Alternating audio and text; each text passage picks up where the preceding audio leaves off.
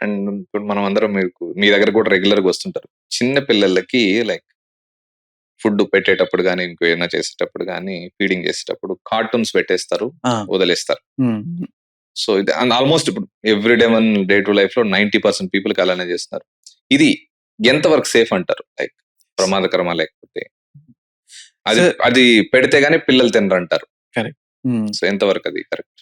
Sir మీరు 90% అంటున్నారు sir. నేను 99% అంటా. 99% అందరూ ఇదే చేస్తున్నారు.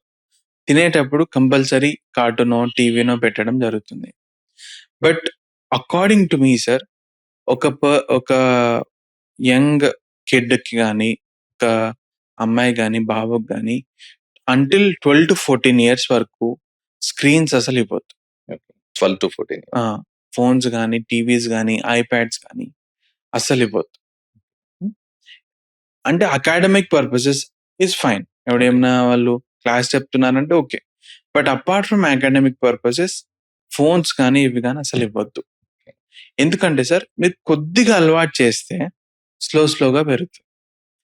మీకు సింపుల్ ఎగ్జాంపుల్ ఆల్కహాల్ అతనుంటారు. అతనెప్పుడూ డైలీ ఒక బాటిల్ తాగడు. కొద్దిగా స్టార్టే అవుతుంది. ఎవరో ఫ్రెండ్ గాని, ఎవరో రిలేటివ్ గాని ఎళ్లి తీసుకొని, "ఏం కాదులే ట్రై చెయి" అని చెప్పడంతో ఉంటుంది. సో, ఇది మనం స్లోగా మన పిల్లల్లో ఇంబైబ్ చేస్తున్నాం.